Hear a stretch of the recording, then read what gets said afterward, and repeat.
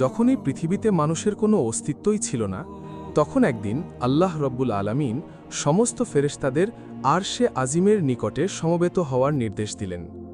হুকুম পাওয়া মাত্র অসংখ্য ফেরেশতা সেই নির্দিষ্ট স্থানে হাজির হল। তখন আল্লাহ তাআলা তাদের উদ্দেশ্যে বললেন, আমি পৃথিবীতে আমার একজন প্রতিনিধি প্রেরণ করতে চাই। ফেরেশতারা আল্লাহর ইচ্ছার রহস্য বুঝতে না পেরে একযোগে বলল, হে পরওয়ারদিগার, আপনি কি এমন এক সৃষ্টিকে পৃথিবীতে আনতে চান যারা সেখানে অশান্তি সৃষ্টি করবে ও রক্তপাত ঘটাবে? অথচ আমরাই তো সর্বক্ষণ আপনার তসবিহ ও ইবাদতে ব্যস্ত রয়েছি। তবে নতুন খলিফা বানানোর প্রয়োজন কি? তাদের কথা শেষ হলে আল্লাহ রাব্বুল আলামিন বললেন, হে আমার ফেরেশতাগণ, আমি যা জানি তোমরা তা জানো না। মানুষ কেমন হবে, কে আমার আনুগত্য করবে আর কে অবাধ্য হবে, সে বিষয়ে আমি তোমাদের চেয়ে অধিক অবগত। তবে জেনে রাখো, আমি তোমাদের মতামত চাইনি, শুধু জানিয়ে রাখলাম মাত্র। আল্লাহ রাব্বুল আলামিনের বক্তব্য শুনেই ফেরেশতারা নিজেদের ভুল উপলব্ধি করল এবং আল্লাহ রাব্বুল আলামিনের দরবারে ক্ষমা প্রার্থনা করল। এরপর আল্লাহ তাআলা তার 4 জন মহান ফেরেশতাকে ডাকলেন, হযরত জিব্রাইল, মিকাইল, ইসরাফিল ও আজরাইল আলাইহিসসালাম। আল্লাহ রাব্বুল আলামিনের হুকুম পাওয়া মাত্র তারা নির্দিষ্ট স্থানে এসে উপস্থিত হলেন। আল্লাহ প্রথমে হযরত জিব্রাইল আলাইহিসসালামকে আদেশ দিলেন, হে জিব্রাইল, তুমি পৃথিবীতে যাও এবং সেখান থেকে এক মুঠো মাটি নিয়ে এসো, যে মাটি দিয়ে আমি আমার খলিফাকে সৃষ্টি করব। হযরত জিব্রাইল আলাইহিসসালাম পৃথিবীতে এসে জমিন থেকে মাটি নিতে উদ্যত হলে মাটি আর্তনাদ করে বলল, হে জিব্রাইল, তুমি আমাকে কোথায় নিয়ে যাচ্ছ? তিনি বললেন, আমি তোমাকে আল্লাহর কাছে নিয়ে যাচ্ছি। আল্লাহ রাব্বুল আলামিন মাটি দিয়ে এমন একটি মাখলুক সৃষ্টি করবেন যারা এই পৃথিবীতে আল্লাহর প্রতিনিধি হবে। কিন্তু মাটি তখন কাঁদতে কাঁদতে বলল, ভাই জিব্রাইল, তুমি আমাকে নিও না, আমাকে রেখে দাও, কারণ আমাকে দিয়ে আল্লাহ তাআলা যাদের সৃষ্টি করবেন তারা আল্লাহ তাআলার নাফরমানিতে লিপ্ত হবে, যার কারণে আল্লাহ রাব্বুল আলামিন তাদেরকে শাস্তি ভোগ করাবেন। অথচ আমি যদি তাদের শরীরে থাকি তাহলে সে আযাব আমাকেই ভোগ করতে হবে। অথচ আল্লাহ রাব্বুল আলামিনের আযাব ভোগ করার মতো শক্তি এবং সাহস কোনোটাই আমার মধ্যে নেই। অতএব তুমি এই বিষয়ে আল্লাহ তাআলার নিকট আমার পক্ষ থেকে ক্ষমা প্রার্থনা করবে। মাটির এই আর্তনাদ শুনে জিব্রাইল আলাইহিসসালাম খালি হাতে আল্লাহর দরবারে ফিরে গেলেন এবং আল্লাহ তাআলার নিকট গিয়ে মাটির আর্তনাদ ও তার অক্ষমতা প্রকাশ করলেন। এরপর আল্লাহ তাআলা হযরত মিকাইল আলাইহিসসালামকে পৃথিবীতে প্রেরণ করলেন এবং বললেন, হে মিকাইল, তুমি আমার প্রতিনিধি তৈরি করার জন্য যে মাটির প্রয়োজন, পৃথিবী থেকে সেই মাটি তুলে নিয়ে এসো। হযরত মিকাইল আলাইহিসসালাম পৃথিবীতে আসার পর মাটির আর্তনাদ ও কাকুতি মিন্নতির কারণে তিনিও খালি হাতে আল্লাহ তাআলার দরবারে ফিরে আসেন। এভাবে হযরত ইসরাফিল আলাইহিসসালামও তিনিও ফেরত গেলেন। এভাবে করে 3 জন ফেরেশতা খালি হাতে ফেরত গেলেন। অবশেষে আল্লাহ রাব্বুল আলামিন হযরত আজরাইলকে পৃথিবীতে প্রেরণ করলেন। হযরত আজরাইল আলাইহিসসালাম পৃথিবীতে আসার পর মাটি যখন হযরত আজরাইল আলাইহিসসালামকে কাকুতি মিনতি করে বলা শুরু করল, তার কথার জবাবে হযরত আজরাইল আলাইহিসসালাম বললেন, হে মাটি, আমি তোমার কথায় কখনোই ফেরত যাব না, কেননা আল্লাহ তো আমাকে হুকুম করেছেন, আর আমি আল্লাহ তাআলার আদেশ অবশ্যই পালন করব। এই কথা বলে তিনি পৃথিবী থেকে মাটি উত্তোলন করলেন এবং আল্লাহ তাআলার দরবারে ফিরে গেলেন। আল্লাহ তাকে সন্তুষ্ট মনে বললেন, হে আজরাইল, তুমি যেহেতু আমার হুকুম পালন করেছ, তাই আমি তোমাকে একটি বিশেষ দায়িত্ব দিচ্ছি, মানবজাতির রূহ কবজ করার দায়িত্ব। আজরাইল আলাইহিসসালাম বললেন, হে আল্লাহ, আমি যদি মানুষের জান কবজ করি তাহলে তার পরিবারের লোক আমাকে দোষারোপ করবে। আল্লাহ উত্তরে বললেন, তুমি চিন্তা করো না, আমি প্রতিটি মৃত্যুর জন্য আলাদা কারণ সৃষ্টি করব। কেউ অসুস্থতায় মরবে, কেউ দুর্ঘটনায়, কেউ বার্ধক্যের ফলে মারা যাবে। মানুষ তোমাকে দোষ দেবে না। তখন হযরত আজরাইল আলাইহিসসালাম আল্লাহ তাআলার কথায় আশ্বস্ত হলেন। এরপর ফেরেশতারা আল্লাহ তাআলার নির্দেশে মক্কার নিকটবর্তী এক পাহাড়ের উপর সেই মাটি রেখে দিলেন। সেই মাটির অংশ বৃষ্টিতে ভিজল এবং রোদে শুকাল। এভাবে কয়েক বছর অতিবাহিত হওয়ার পর আল্লাহ তাআলার কুদরতি কারিশমায় হজরত আদম আলাইহি ওয়াসাল্লামের দেহের আকৃতি গঠিত হল। তখন আল্লাহ তাআলা হজরত আদম আলাইহি ওয়াসাল্লামের এই দেহটিকে বেহেশতে নিয়ে যাওয়ার জন্য ফেরেশতাদের আদেশ করলেন। হুকুম পাওয়া মাত্র ফেরেশতারা ওই দেহটিকে বেহেশতের দিকে নিয়ে চললেন। অতঃপর বেহেশতে পৌঁছার পর সেই দেহটিকে দীর্ঘদিন আত্মাবিহীন অবস্থায় বেহেশতে রেখে দিলেন। এদিকে দলে দলে ফেরেশতা এসে মূর্তিরূপী হজরত আদম আলাইহি ওয়াসাল্লামের নিথর দেহকে মাঝে মাঝেই এসে দেখে যেত এবং আল্লাহ তাআলার দরবারে শুকরিয়া আদায় করত এবং খুশি প্রকাশ করত এবং বলাবলি করত, এটাই সেই দেহ, এই হবে আল্লাহর পক্ষ থেকে খলিফা, পৃথিবীতে তিনি আল্লাহর হুকুমকে বাস্তবায়ন করবেন। ফেরেশতাদের এই সব কথা শুনে ফেরেশতাদের সর্দার আজাজিল, যিনি তখনও শয়তান হয়নি, সবসময় দ্বিদ্রূপের হাসি হাসত এবং এই মৃত দেহটি নিয়ে সে সবসময় টাট্টা বিদ্রূপ করত। সে যেহেতু ফেরেশতাদের সর্দার ছিলেন, এজন্য অন্য ফেরেশতারা তাকে কিছু বলার সাহস পেত না। এরপর আল্লাহ রাব্বুল আলামিন ফেরেশতাদের মধ্য থেকে হযরত জিব্রাইল, মিকাইল, ইসরাফিল ও আজরাইল আলাইহি ওয়াসাল্লামকে আদেশ করলেন, হে আমার ফেরেশতারা, তোমরা আরশে আজিমে যাও এবং সেখান থেকে আদম আলাইহি ওয়াসাল্লামের রূহটা এনে তার শরীরের মধ্যে পতিত করে দাও। ফেরেশতাগণ আল্লাহ তাআলার পক্ষ থেকে আদেশ পাওয়া মাত্র হজরত আদম আলাইহি ওয়াসাল্লামের রূহ মুবারককে মূল্যবান হীরা জওহরতের পাত্রে করে আদম আলাইহি ওয়াসাল্লামের দেহের নিকট উপস্থিত হলেন। সেই সময় আসমানের সকল ফেরেশতাগণ আনন্দে মাতোয়ারা হয়ে গেল এবং সেই অনুষ্ঠানে সকল ফেরেশতা অংশগ্রহণ করল। কিন্তু আজাজিল ফেরেশতা ওরফে ইবলিস আল্লাহর এই কাজে সন্তুষ্ট নয়। এরপর আল্লাহ তাআলা হজরত আদম আলাইহি ওয়াসাল্লামের রূহকে তার শরীরে প্রবিষ্ট হতে বললেন। এরপর উক্ত রূহকে হজরত আদম আলাইহি ওয়াসাল্লামের দেহে পতিত করে দেওয়া হল। যখন হজরত আদম আলাইহি ওয়াসাল্লামের দেহের রূহ পতিত হল, তখন সাথে সাথে হজরত আদম আলাইহি ওয়াসাল্লাম তার দেহের সকল অঙ্গে কার্যকারিতা পরিপূর্ণভাবে লাভ করতে লাগলেন এবং তিনি আস্তে আস্তে উঠে বসলেন। বসার সাথে সাথে হজরত আদম আলাইহি ওয়াসাল্লাম একটি হাঁচি দিলেন এবং নিজ থেকে পাঠ করলেন, আলহামদুলিল্লাহ। আল্লাহর রাব্বুল আলামিন অত্যন্ত খুশি হলেন। অতঃপর হজরত আদম আলাইহিস সালাম নিজ অস্তিত্ব লাভের শুকরিয়া হিসেবে 2 রাকাত নামাজ আদায় করলেন। হজরত আদম আলাইহিস সালামের নামাজ শেষ হওয়ার পরে তার জন্য সেখানে মণি মুক্তার স্বর্ণরূপক দ্বারা আবৃত অতি সুন্দর একখানা সিংহাসন আনায়ন করা হল। আল্লাহ তাআলার আদেশে হজরত আদম আলাইহিস সালাম সেই সিংহাসনে উপবেশন করলেন। এরপর আল্লাহর রাব্বুল আলামিন সকল ফেরেশতাদেরকে লক্ষ্য করে বললেন, হে ফেরেশতারা, তোমরা হজরত আদম আলাইহিস সালামকে সম্মান প্রদর্শনের জন্য সিজদা করো। আল্লাহর হুকুমের সাথে সাথে কোটি কোটি ফেরেশতা হজরত আদমকে সিজদা করলেন। সেজদা থেকে মাথা তুলে সকল ফেরেশতা লক্ষ্য করে দেখল, শুধুমাত্র আজরাইল ব্যতীত সকল ফেরেশতারাই আদমকে সিজদা করেছে, আর আজরাইল উক্ত মজলিসের একপাশে দাঁড়িয়ে রয়েছে। অতপর সকল ফেরেশতারা পুনরায় আবার সিজদাতে পতিত হল। তফসিরের কিতাবের মধ্যে লেখা আছে, তারা দ্বিতীয়বার সিজদা দিয়েছিল আল্লাহ তাআলার শুকরিয়া আদায় করার জন্য, আর প্রথমবার সিজদা দিয়েছিল আল্লাহর হুকুম পালন করার জন্য। অতঃপর আল্লাহ তাআলা আজরাইলকে লক্ষ্য করে বললেন, আজরাইল, তুমি কি করে আমার হুকুমকে অমান্য করলে? তখন আজরাইল বলল, আপনি আদমকে সৃষ্টি করেছেন সাধারণ মাটি দ্বারা, আর আমাকে সৃষ্টি করেছেন আগুন দ্বারা। আগুনের স্বভাব সে সবসময় উপরের দিকে থাকে, আর মাটির স্বভাব সে সবসময় নিচের দিকে থাকে। যদি প্রয়োজন হয় সে আমাকে সিজদা করবে, কারণ আমি আগুনের তৈরি। আমি কেন মাটির তৈরি আদমকে সিজদা করতে যাব? সে যখন এইভাবে আল্লাহ তাআলাকে যুক্তি দেখালো, তখন আল্লাহ তাআলা রাগান্বিত হয়ে তাকে লক্ষ্য করে বললেন, হে নাফরমান, তুই এখান থেকে বের হয়ে যা। তুই আমার আদেশ অমান্য করার কারণে আজ থেকে চির অভিশপ্ত হয়ে গেলি। আল্লাহ তাআলার এই হুকুমের সাথে সাথে আজরাইল ফেরেশতা ইবলিস শয়তানে পরিণত হয়ে গেল। আল্লাহ তাআলা যখন তাকে অভিশপ্ত করলেন এবং জান্নাত থেকে বিতাড়িত করলেন, তখন শয়তান বলে উঠল, হে মেহেরবান খোদা, আমি 6 লক্ষ বছর যাবৎ আপনার ইবাদত বন্দিগি করেছি এবং ফেরেশতাগণকে বিভিন্ন প্রশিক্ষণ দিয়েছি। অতএব আমার সমস্ত ইবাদত এবং সমস্ত খেদমতের উসিলায় আমি আপনার নিকট কয়েকটা জিনিস চাচ্ছি, মেহেরবানি করে আপনি আমাকে তা প্রদান করবেন। আল্লাহ রাব্বুল আলামিন তাকে বললেন, তুমি আমার নিকট কি চাও? তখন শয়তান বলল, হে মেহেরবান খোদা, আপনি অন্তত আমাকে কেয়ামত পর্যন্ত হায়াত প্রদান করুন।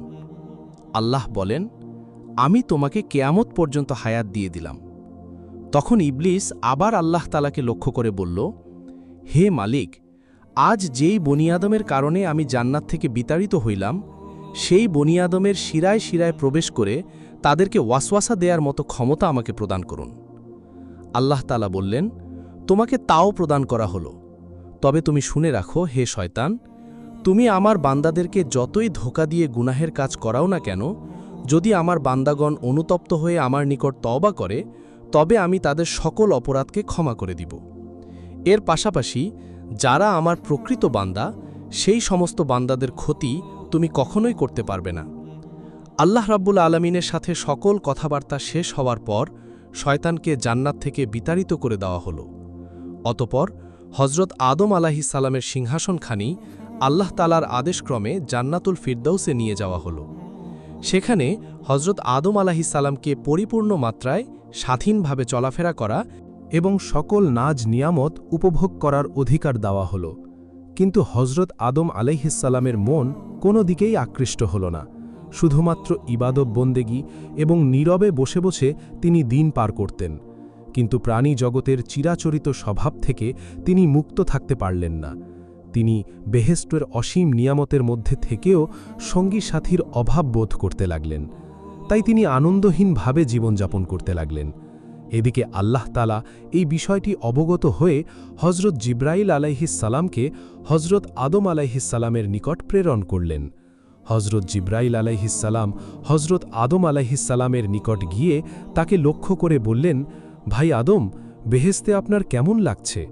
উত্তরে হজরত আদম আলাইহিসসালাম বললেন, ভাই জিব্রাইল, সবাই ভালো লাগে, চতুর্দিকে তৃপ্তিকর পরিবেশ, এই সব কিছুই প্রশংসার যোগ্য। তবু প্রাণে যেন কিসের এক অভাব অনুভব করছি, যা আমি আপনাকে বুঝিয়ে বলতে পারছি না। আপনি আল্লাহর নিকট জেনে নিবেন এমনটা কিসের জন্য আমি অনুভব করছি। হজরত জিব্রাইল আলাইহিসসালাম বললেন, হ্যাঁ, আমি আপনার এই অভাবের খবর জানি। আল্লাহ তাআলা আমাকে আপনার এই অভাব পূরণ করার জন্যই পাঠিয়েছেন। আপনি চিন্তা করবেন না, অতি অল্প সময়ের মধ্যেই আমি আপনার সেই অভাব এবং আপনার মন কিভাবে ভালো হয় তার সমস্ত ব্যবস্থা আল্লাহ তাআলার পক্ষ থেকে করে দেব। এই কথাগুলি বলে জিব্রাইল আমিন সেদিনের মতো তার কাছ থেকে বিদায় নিয়ে চলে গেলেন। অতঃপর পরের দিন ফজরের পূর্বে হজরত জিব্রাইল আলাইহিসসালাম আল্লাহর ইচ্ছাক্রমে আদম আলাইহিসসালামের ঘুমন্ত অবস্থায় তার নিকট আসলেন। এরপর কুদরতি কায়দায় হজরত আদম আলাইহিসসালামের একখানি বাম পাজরের হাড় বের করে নিলেন। অতঃপর উক্ত হাড়ের উপর রক্ত, মাংস ও চামড়ার আবরণ দিয়ে সজোরে ফুঁক দিলেন। হজরত জিব্রাইল আলাইহিসসালামের ফুঁকের সাথে সাথে উক্ত হাড্ডি একজন নারীর আকৃতি ধারণ করল। এরপর হজরত জিব্রাইল আলাইহিসসালাম হজরত আদম আলাইহিসসালামকে ঘুম থেকে জাগ্রত করলেন। হজরত আদম আলাইহিসসালাম জাগ্রত হয়ে তার সম্মুখে অপরূপ সুন্দরী, চাঁদের ন্যায় উজ্জ্বল এক যুবতীকে দেখে তন্ময় হয়ে তার দিকে তাকিয়ে রইলেন। এরপর হজরত জিব্রাইল আলাইহিসসালাম তাদের লক্ষ্য করে বললেন, হে আদম, ইনি আপনার জীবনসঙ্গী বিবি হাওয়া আলাইহিসসালাম। হজরত আদম আলাইহিসসালাম এমন কথা শুনে অত্যন্ত আনন্দিত হলেন। তার প্রাণের মধ্যে যে অতৃপ্তি ছিল, নিমিষের মধ্যেই তা দ্রবীভূত হয়ে গেল। হৃদয়ের মাঝে তার আনন্দ ছড়িয়ে পড়তে লাগল। তিনি এত আনন্দিত হয়েছিলেন যা বর্ণনা করে কোনোদিন বোঝানো সম্ভব নয়। তাফসিরের কিতাবের মধ্যে এসেছে, পৃথিবীতে আল্লাহ তাআলা যে কয়েকজন নারীকে সবচাইতে বেশি সৌন্দর্য দান করেছেন, এদের মধ্যে হজরত হাওয়া আলাইসাল্লাম ছিলেন অন্যতম। হজরত আদম আলাইসাল্লাম দীর্ঘ সময় বিবি হাওয়ার দিকে তাকিয়ে থেকে তার নিকটবর্তী হওয়ার উদ্দেশ্যে সম্মুখে অগ্রসর হলেন।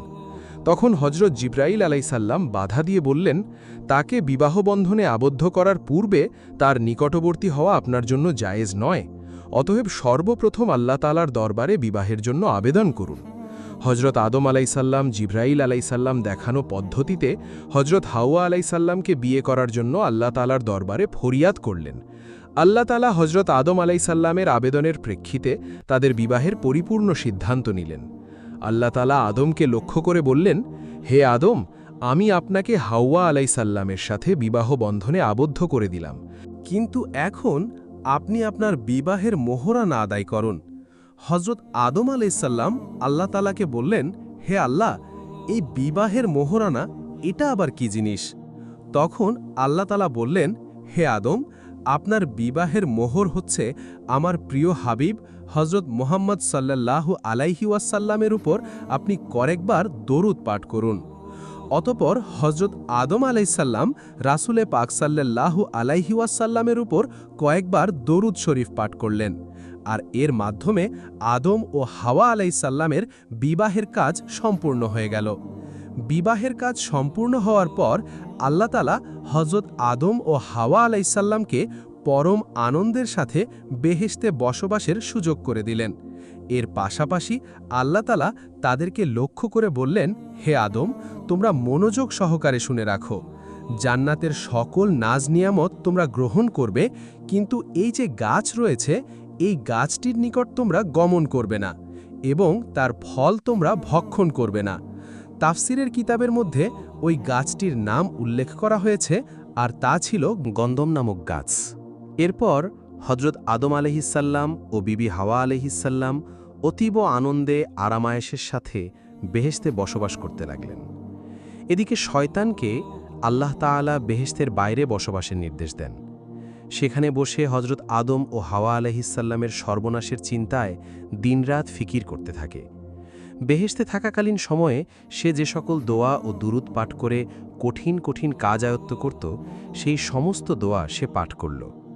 একসময় সে ইসমে আজম পড়া শুরু করল। ইসমে আজমের উসিলায় সে জান্নাতের গেটের নিকটবর্তী স্থানে পৌঁছে গেল। অতঃপর সে আস্তে আস্তে জান্নাতের গেটের দিকে অগ্রসর হল। এরপর সে লক্ষ্য করে দেখল যে জান্নাতের প্রাচীরের উপর একটি ময়ূরের বসা রয়েছে। ময়ূর শয়তানকে দেখে চিনতে পারল না। সে জিজ্ঞাসা করল, তুমি কে? তখন ইবলিস উত্তর দিল, আমি একজন ফেরেশতা। ময়ূর আবার জিজ্ঞাসা করল, তুমি এখানে কি চাও? শয়তান বলল, আমি বেহেশতের মধ্যে প্রবেশ করতে চাই। ময়ূর তখন বলল, হজরত আদম আলাইহিসসাল্লাম সেখানে থাকাকালীন সময়ে সেখানে কারও প্রবেশের অনুমতি নেই। এই কথা শুনে শয়তান বলল, ভাই ময়ূর, তুমি আমাকে দয়া করো, এর প্রতিদানস্বরূপ আমি তোমাকে এমন এমন দোয়া শিখিয়ে দিব যা পাঠ করলে তুমি কোনোদিন বৃদ্ধ হবে না। দ্বিতীয়ত, কোনোদিন তোমাকে মৃত্যু স্পর্শ করবে না। তুমি কেয়ামত পর্যন্ত জীবিত থাকতে পারবে এবং বেহেশতের সকল নাজ নেয়ামত ভোগ করতে পারবে। বেহেশত থেকে কোনোদিন তোমাকে বের হতে হবে না। এই কথাগুলো বলেই শয়তান ইসমে আজম পড়া করল। তার মধুর সুরে ইসমে আজম পড়া শুনে ময়ূরের মন নরম হয়ে গেল এবং সে তাকে বেহেশতের দরজায় নিয়ে হাজির হল। আর সেখানেই প্রহরী হিসেবে ছিল বিশাল এক সাপ। সাপকে সব ঘটনা খুলে বলল।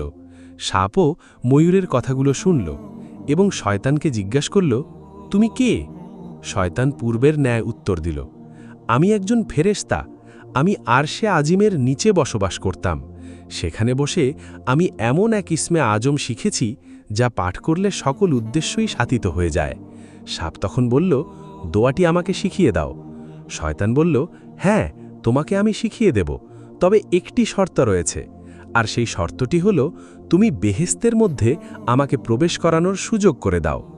এই কথা শুনে সাপ বলল, হজরত আদম আলাইহি ওয়াসাল্লাম বেহেশতে থাকাকালীন অবস্থায় কাউকে বেহেশতের মধ্যে প্রবেশ করানোর অনুমতি আমাকে দেওয়া হয়নি, অতএব এটা আমার পক্ষে সম্ভব নয়। এই কথা শুনে শয়তান বলল, তুমি যদি রাজি থাকো তাহলে আমি তোমার মুখে প্রবেশ করে জান্নাত ঘুরে দেখে আসব। এতে করে আল্লাহ তাআলার হুকুম তোমার দ্বারা লঙ্ঘন করা হবে না। তার এই যুক্তিটি সাপের খুবই পছন্দ হল, যার কারণে সে রাজি হয়ে বড্ড করে হাঁ করল। হাঁ করার সাথে সাথে শয়তান তার মুখে ভেতর প্রবেশ করল। এরপর শয়তান সাপকে লক্ষ্য করে বললেন, হে সাপ, তুমি আমাকে বিবি হাওয়ার কাছে নিয়ে চলো। হুকুম পাওয়া মাত্রই সাপ শয়তানকে মুখে নিয়ে বিবি হাওয়া আলাইহিসসাল্লামের কাছে গিয়ে পৌঁছাল। শয়তান তখন জোরে সুরে চিৎকার দিয়ে কাঁদতে আরম্ভ করল। সাপের মুখ থেকে কান্নার শব্দ শুনে বেহেশতের সকল হুরগেলম্যান তার কাছে সমবেত হল। এমনকি বিবি হাওয়া আলাইহিসসাল্লামও সেখানে এসে উপস্থিত হল। এরপর হজরত বিবি হাওয়া আলাইহিসসাল্লাম তার এই রূপক্রন্দনের কথা জিজ্ঞাসা করলেন, যার উত্তরে সে বলল, আমি তোমাদের পরিণামের কথা ভেবেই কান্না করছি। আল্লাহ তাআলা তোমাকে ও তোমার স্বামী আদম আলাইহি ওয়াসাল্লামকে খুব শীঘ্রই পৃথিবী নামক জমিনে পাঠিয়ে দেবেন। এ কথা আরশে আজিমে লিপিবদ্ধ রয়েছে, আমি তা দেখেছি। এর জন্য আমি তোমাদের কথা চিন্তা করে কান্নাকাটি করে যাচ্ছি। বিবি হাওয়া তখন শয়তানকে লক্ষ্য করে বললেন, তোমার কথা যে সত্য তা আমি কিভাবে যাচাই করব? শয়তান বলল, আমি আল্লাহর নামে শপথ করে বলছি, আমার কথা যদি বিন্দুমাত্র মিথ্যা হয় তাহলে যেন আল্লাহ তাআলা ও সকল ফেরেশতার লানত আমার উপর পতিত হয়।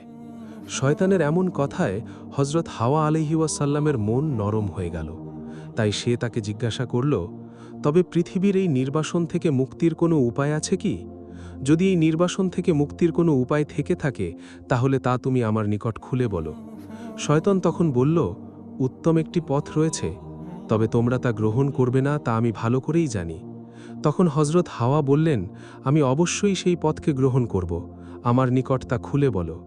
তখন শয়তান বলল, ওই যে নিষিদ্ধ গাছ রয়েছে, ওই গাছের যদি একটি ফল ভক্ষণ করতে পারো তাহলে তোমরা চিরস্থায়ীভাবেই জান্নাতে বসবাস করতে পারবে। আর যদি তোমরা সেই গাছের ফল ভক্ষণ না করো তাহলে অচিরেই তোমরা জমিনে নামিয়ে দেওয়া হবে, তোমরা বেহেশত থেকে বিতাড়িত হবে। কেননা আল্লাহ তাআলার সিদ্ধান্ত হচ্ছে তোমাদেরকে জান্নাত থেকে বিতাড়িত করে দেবেন। শয়তানের যুক্তিপূর্ণ বক্তব্যে হজরত হাওয়া আলাইহি ওয়াসাল্লামের মন নরম হয়ে গেল, যার কারণে তিনি আস্তে আস্তে গন্ধম নামক গাছের নিকট উপস্থিত হলেন। সেখানে উপস্থিত হয়ে গাছ থেকে একটি ফল ছিঁড়ে অর্ধেক ফল সে আহরণ করলেন, বাকি অর্ধেক হজরত আদম আলাইহি ওয়াসাল্লামের জন্য নিয়ে আসলেন। এরপর হজরত আদম আলাইহি ওয়াসাল্লামকে বুঝিয়ে শুনিয়ে বাকি অর্ধেক ফল খাওয়ালেন। হজরত আদম আলাইহি ওয়াসাল্লাম ও হাওয়া আলাইহি ওয়াসাল্লাম এবং তাদের শরীর থেকে যে মেশুকের সুঘ্রাণ বের হতো সে সমস্ত ঘ্রাণ বের হওয়া বন্ধ হয়ে গেল। এই অবস্থাগুলো দেখে হজরত আদম ও হাওয়া নিজেদের ভুল বুঝতে পারলেন এবং অনুতপ্ত হতে লাগলেন। তাদের এই কাজকর্মের কারণে আল্লাহ তাআলা রাগান্বিত হলেন, যার কারণে তিনি ফেরেশতাদেরকে আদেশ করলেন, ফেরেশতাগণ, আদম ও হাওয়াকে জান্নাত থেকে বের করে জমিনে নামিয়ে দাও। আল্লাহ তাআলা হুকুম পাওয়া মাত্র হজরত জিব্রাইল আলাইহি ওয়াসাল্লাম এবং অন্যান্য ফেরেশতাগণ হজরত আদম আলাইহি ওয়াসাল্লাম ও হাওয়া আলাইহি ওয়াসাল্লামকে জান্নাত থেকে জমিনে নামিয়ে দিলেন। তো প্রিয় দর্শক, কেমন লাগলো আজকের এই ভিডিওটি?